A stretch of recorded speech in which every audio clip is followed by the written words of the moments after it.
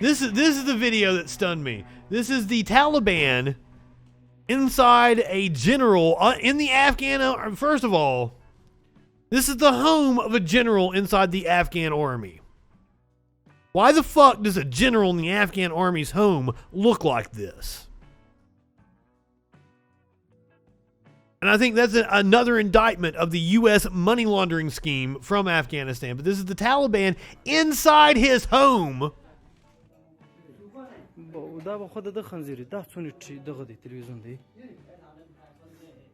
They just went in, made themselves at home. Why the fuck? Like, that looks like Elton John would fucking live there. This was a general in the Afghan army? How the fuck did he earn enough money to have a house like this when your army is that shit that you just ran away from fighting the Taliban? What up, yo Marky?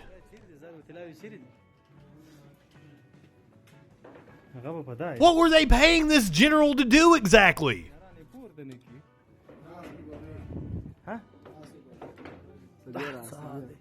Opulence. That's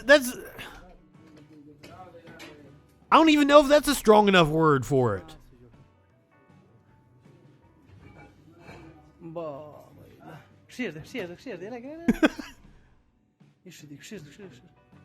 Like, no wonder fundamentalist fucking factions like this form. When you've got a general that's on the take from the U.S. government sitting in a mansion like this while you're out in the opium farm, goddamn. They never planned on fighting the Taliban. You're right. They were always just going to let the U.S. forces fight for them. Well, they live high on the hog. Well, I guess not on the hog. That's not an apt description. They don't eat pork.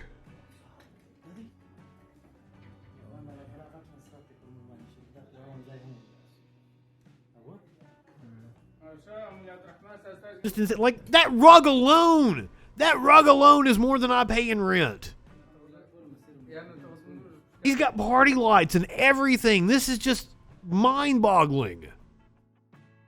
If you had any doubt that it was a money laundering scam, like, here you go.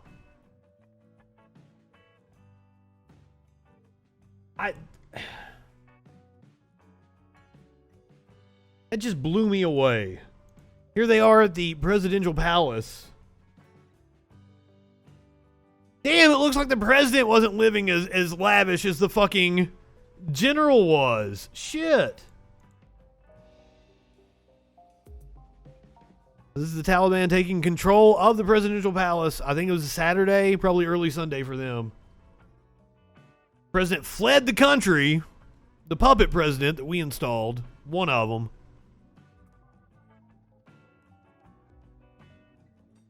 The establishment of an Islamic Emirate of Afghanistan.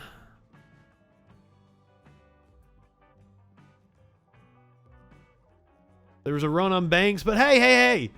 The McDonald's in Kabul is going to stay open until the last American leaves. I saw that, so don't worry about that.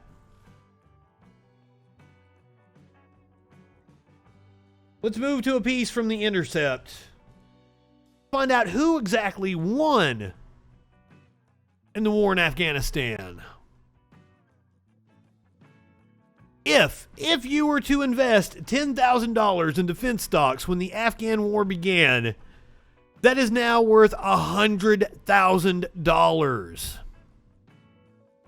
Was the Afghanistan war a failure? Not for the top 5 defense contractors and their shareholders. $10,000 of stock evenly divided among America's top 5 defense contractors on September 18th, 2001. The day President George W. Bush signed the authorization for use of military force in response to the 9/11 terrorist attacks and faithfully reinvested all dividends, it would now be worth $97,295. That may not seem like a lot, but to put it into context, this is a far greater return than was available in the overall stock market over the same period. $10,000 invested in an S&P 500 index fund on September 18th would now be worth $61,000. That is, defense stocks outperformed the stock market overall by 58% during the Afghanistan war. Moreover, given that the top 5 biggest defense contractors, Boeing, Raytheon, Lockheed Martin, Northrop Grumman, and General Dynamics are, of course, part of the S&P 500, the remaining firms had lower returns than the overall S&P returns.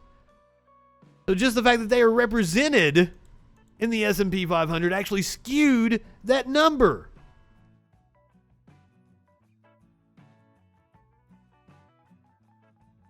I forgot to put this over here, but let's look at another illustration of exactly who won in Afghanistan. This is a great visual here for you.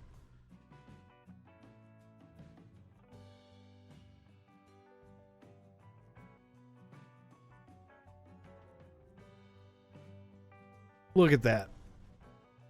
That is disgusting.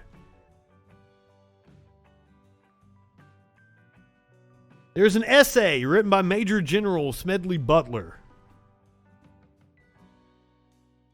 like a fucking 100 years ago at this point, called War is a Racket. That's exactly what it is. Now, Afghanistan is poised to become Asia's first narco state. Reading from a piece in The Hill. Taliban once again control Afghanistan, which means they also control the world's premier source of opium.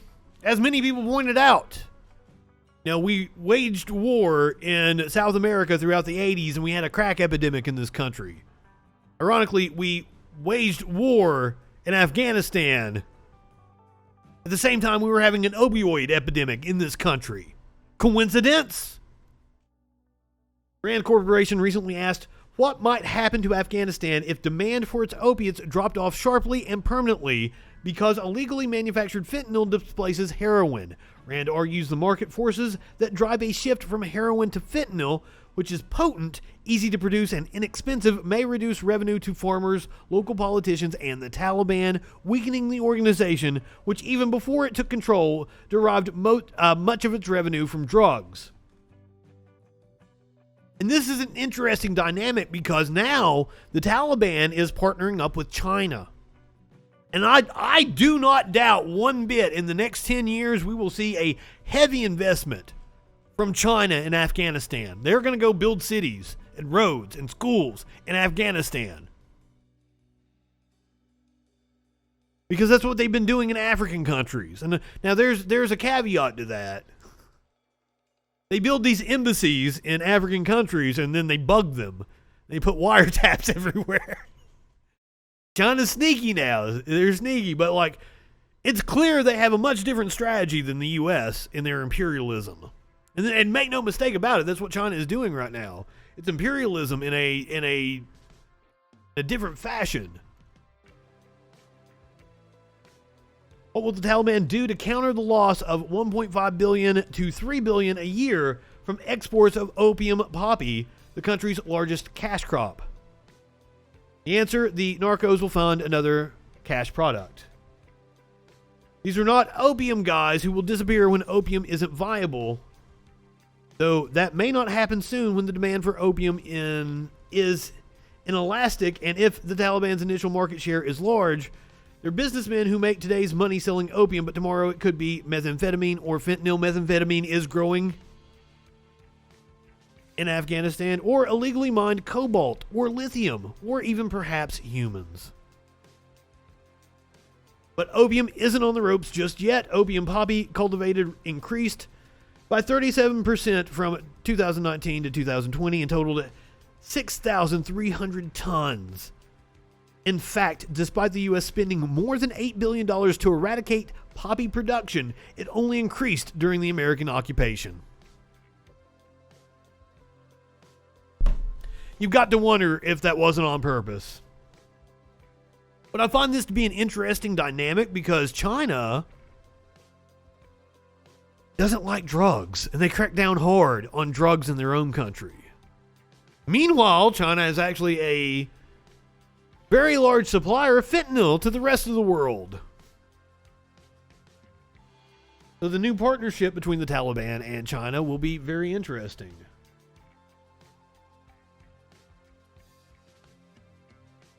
Now let me go ahead and address Joe Biden.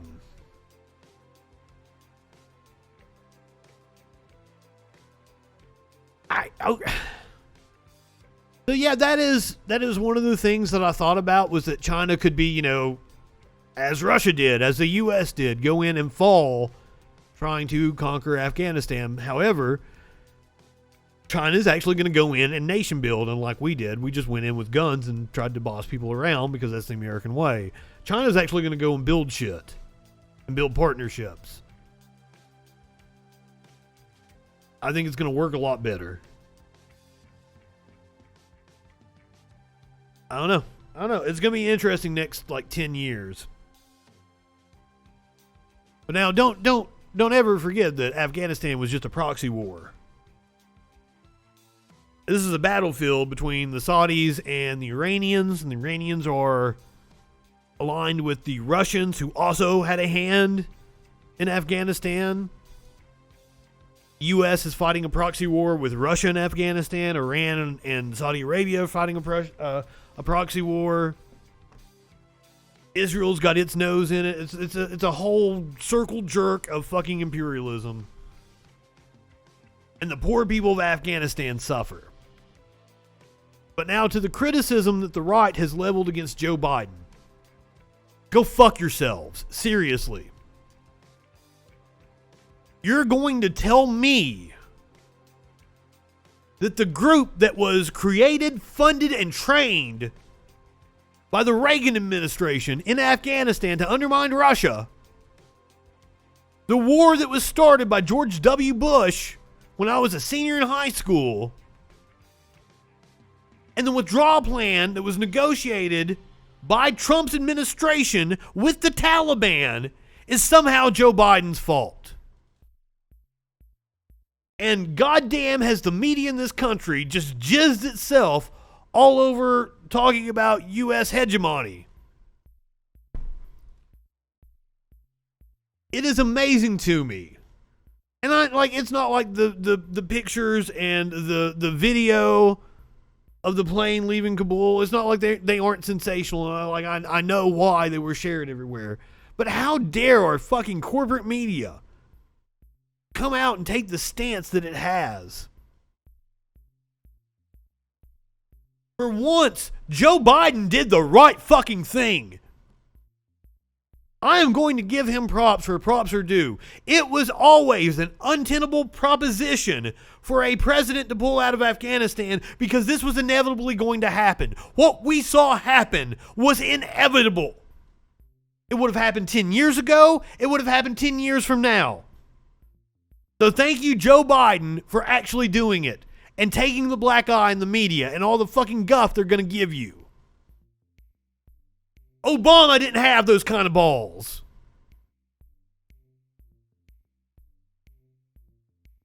So thank you for doing that. Now, I've got my gripes with Joe Biden, obviously. But on this one thing, at least he took it on the fucking chin. He's taking the heat for it right now. But fuck the media for painting it the way they have. And you see all the fucking war hawks out here. Fucking Mike Pompeo was on Fox News. I think we'll watch that tomorrow. I don't think I can do any more Afghanistan tonight, except we're going to watch this one little instance where a BBC reporter was on air and apparently got a phone call from a Taliban spokesperson.